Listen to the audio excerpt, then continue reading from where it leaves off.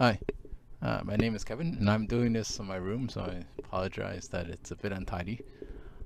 Also for not necessarily looking directly at the camera because it's right there. It's above the a fairly large TV I have in front of me that I have to use as monitor. So I may not be looking at the camera all the time. I just kind of look at my video, thinking that that's kind of what you're used to doing.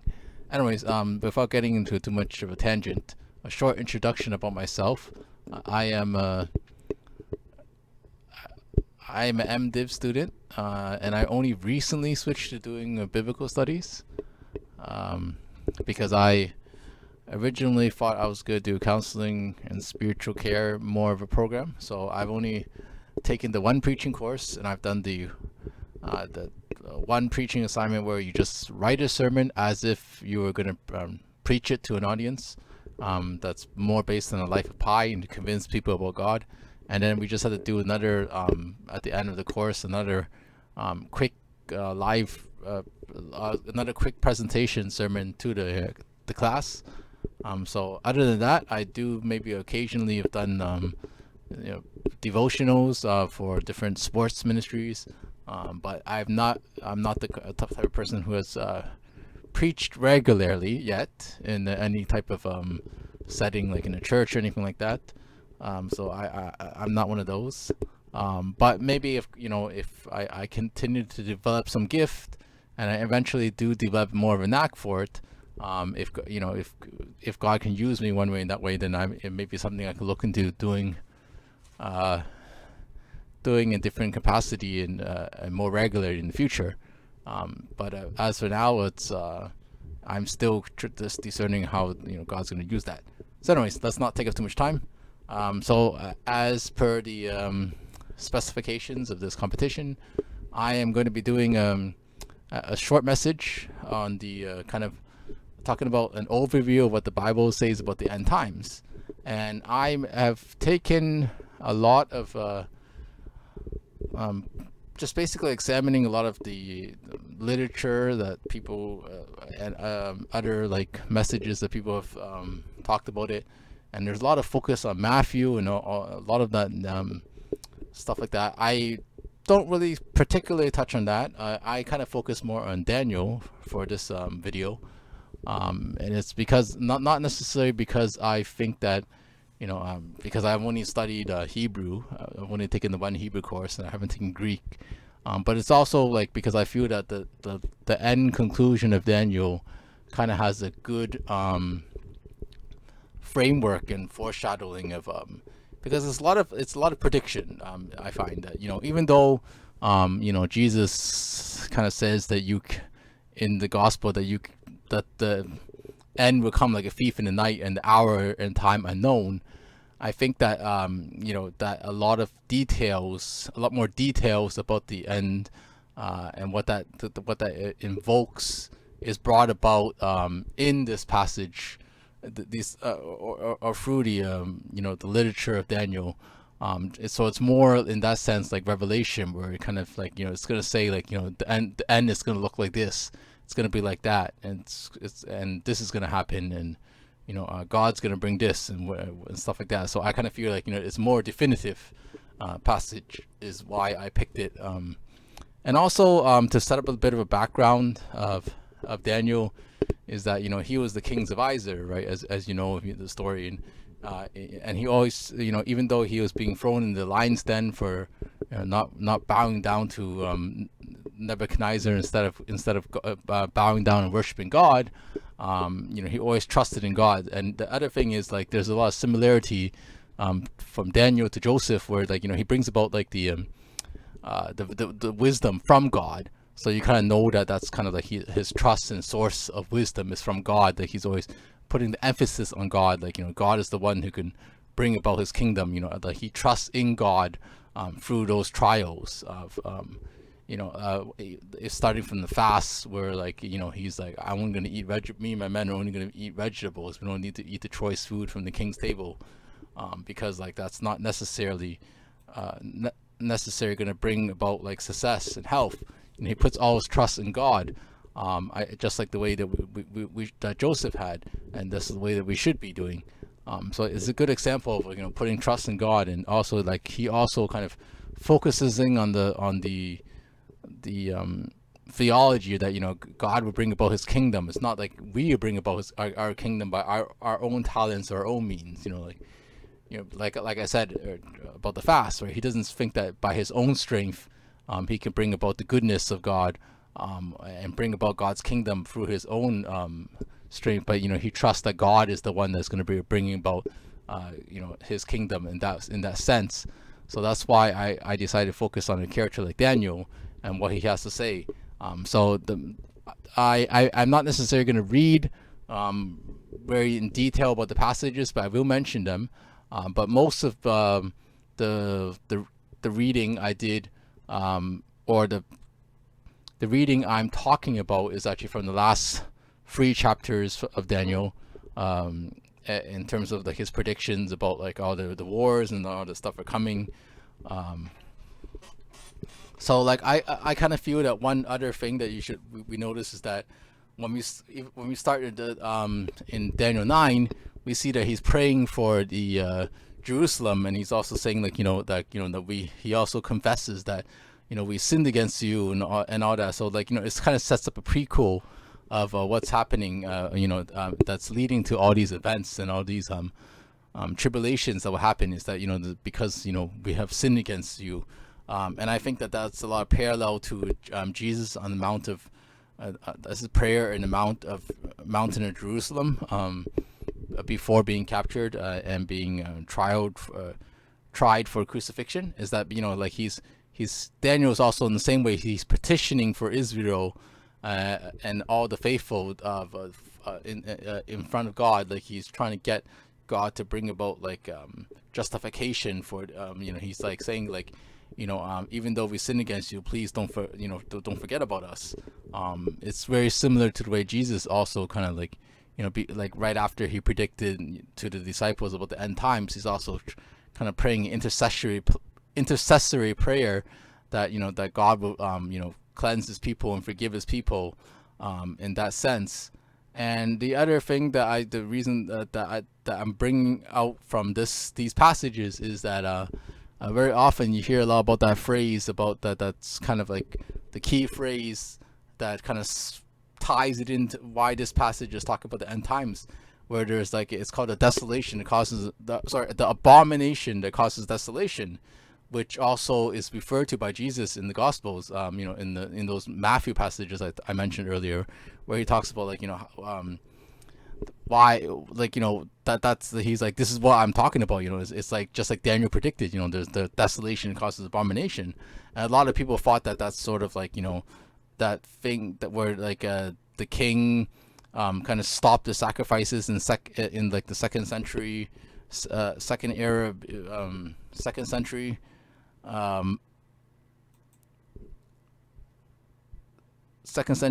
BE.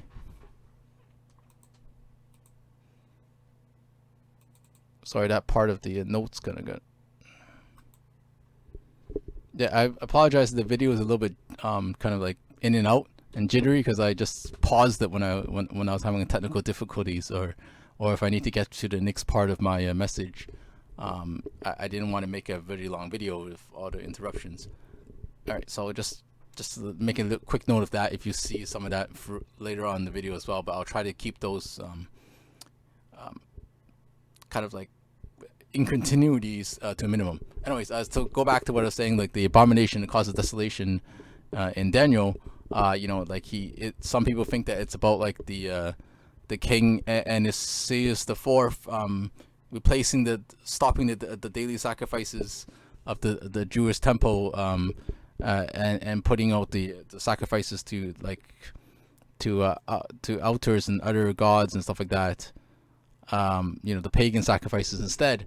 But I don't think that necessarily that the abomination of desolation is just referring to this one event, even though I think that that is definitely kind of it shows that it was that what he said was kind of fulfilled in that one event in 2nd century BC.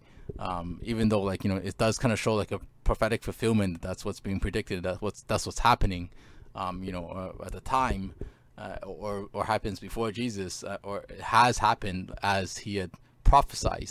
But I'm just saying that I think the abomination is an ongoing thing. There's there's a constant abomination that's going on, and that's kind of like what's kind of the main theme I'm going to be talking about for at least a few more minutes, a little longer. And the detail is that that the reason why God's bringing an end to the world is also because it's the abomination that causes desolation. So if you look at the some of the earlier uses of that word, abomination,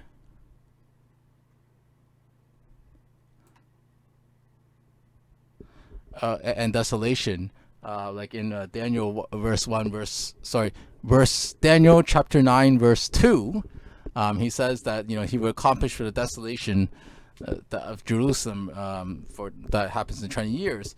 And the word they use in desolation for the Hebrew there is actually kind of to dry up or to become desolate, or like or uninhabitable.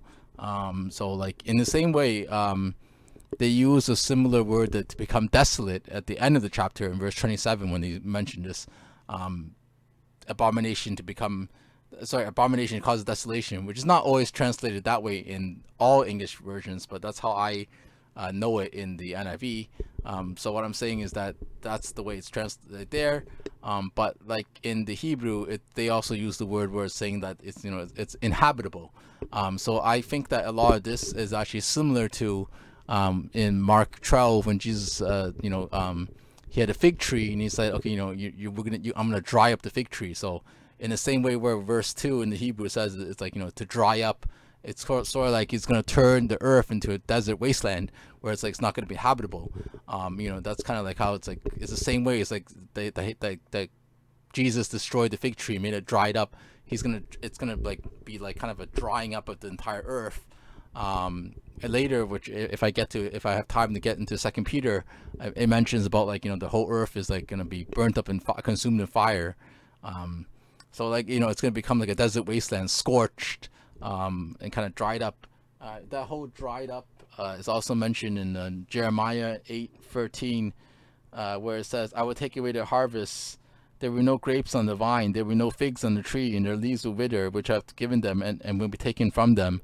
A lot of that is apparently sometimes used as a imagery for it, Jerusalem, where it's like Jerusalem got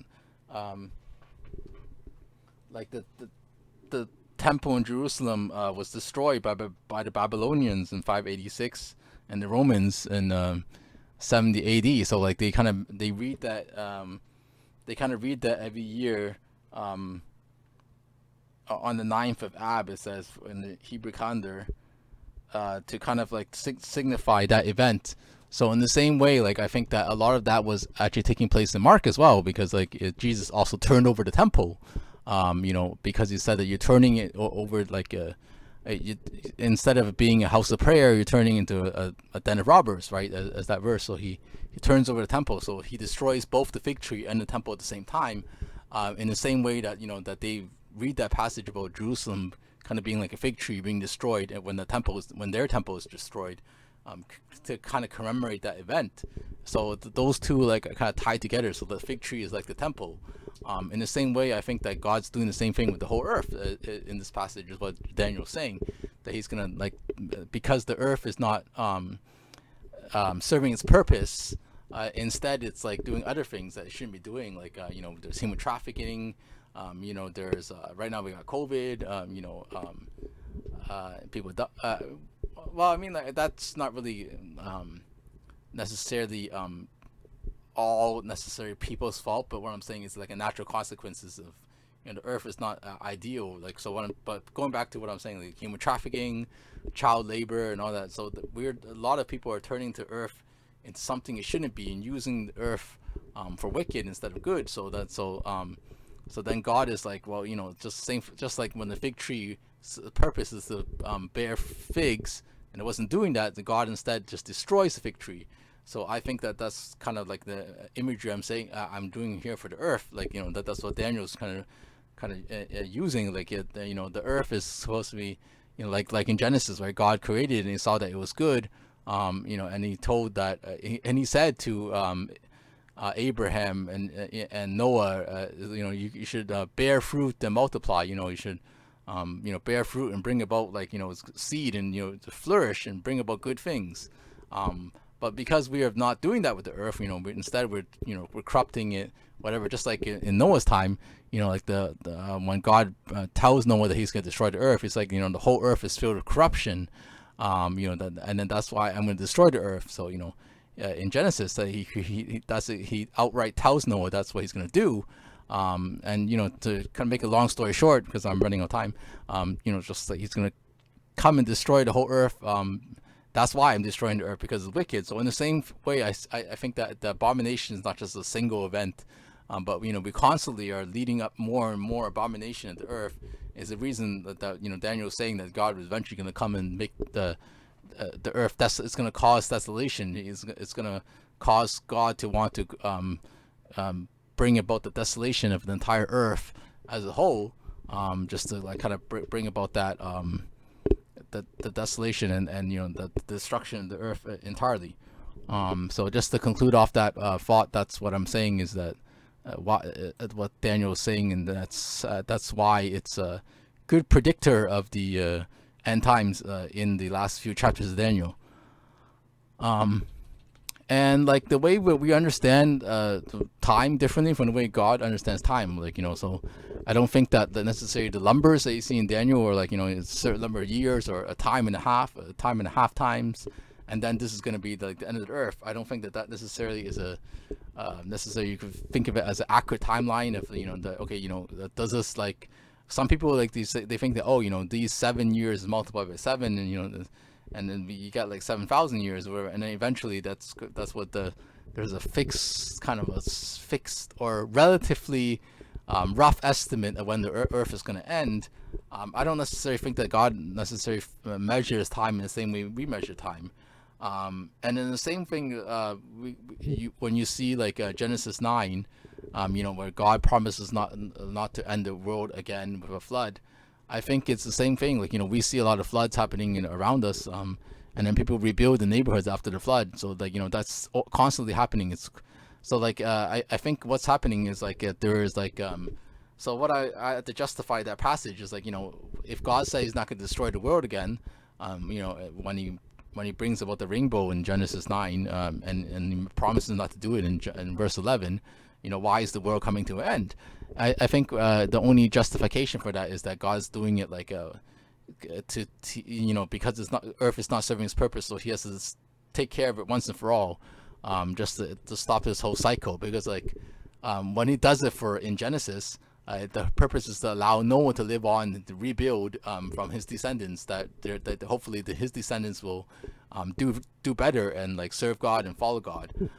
So that's why he's doing it. But the way he's doing it now, it's going to be a finality. It just destroys Earth completely, and then that's it. He's going to take over, and all the tribulations are caused by the resistance of God and our conflicts. Because now that the gospel pretty much has gone online, and everybody has access to it, and there's so many people now out there spreading God's message, and so many Christians and whatever. So the gospel has in a sense reached the end of the earth, but we're not necessarily following it. So that's kind of so it's out there, but it's just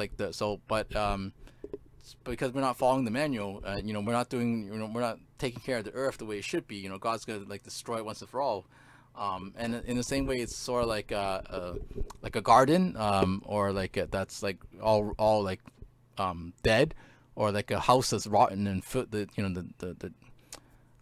the walls are full of mold or whatever. God's tearing it down in order to build a new one. So he's going to do that with Earth, but it's going to be more of a permanent change. So I think that's the difference between Genesis and the end time, is that God's going to once and for all do that. And he's not going to do it by flood. He's going to instead do it by fire. And it says in the 2 Peter 3, by these waters also the world of that time was deluged and destroyed, but the same word, the present heavens and earth are reserved for fire, being kept for the day of judgment and the destruction of the ungodly. So he's still in the same way going to judge and bring about the destruction of everybody who is ungodly. And even if the consequences he's got to destroy the whole earth to do it, in the same way he did in those times in Noah. And like it says also in verse 9, the Lord is not slow in keeping his promise, but he, as some understand, slowness. So 2 Peter 3 verse 9, instead he is patient with you, not wanting anyone to perish, but everyone to come to repentance. So he's giving us a chance, but eventually, because of the fact that we're still causing abomination, it's going to eventually lead to desolation. Nonetheless, so I've pretty much, not including my introduction, I pretty much only got like a minute left in the time limit here. So to just kind of draw off that's kind of like the main point I'm saying. And nowadays, we expect everything to be instant, but God has his patience. He's not going to do it necessarily in our schedule. We used to be able to like not have just we only had VHS and DVDs for movies. Like if you try to download a movie with one of those old modems, it'll take forever. But now you can stream it instantly, with a streaming service like Netflix and other available services out there. And we have like fast food dinners and and TV dinners and fast food, and we expect a meal can come instantly. But when Daniel predicted the end of the world, like so many years ago, it actually took. We still haven't experienced it yet. So what I'm saying is that the way that God perceives time, and God is like we always expect things to be instant, and that's why we always see that the end could be coming at any time, but not necessarily in God's perception. He just wants to give us time to repent and and be patient with us, as it says in 2 Peter 3:13. But in keeping with his promise, we are looking forward to a new heaven and new earth where righteousness dwells. And like a lot of people will say that God, and it says in Revelations, God's going to come and establish his kingdom and be built in power. And eventually, like I said, it's going to be a new dominion. So he has to tear down the old in order to bring about the new. So like I said, because you can only have one house and one garden in a certain plot of land. So because the whole earth is already like rotting and and abomination, he's gonna just like wipe it clean from fresh and bring about like the desolation of the whole earth in order for him to establish a new heaven, a new earth, a new kingdom, through that act in conclusion. So that's basically, I'm not going to say anymore because I'm out of time, but that's kind of wrap up the message. And I know that that maybe I could have done a lot of things better, but hopefully this made sense to you, and it gave you a deeper a good summary of how I feel, what the Bible has to say about these events.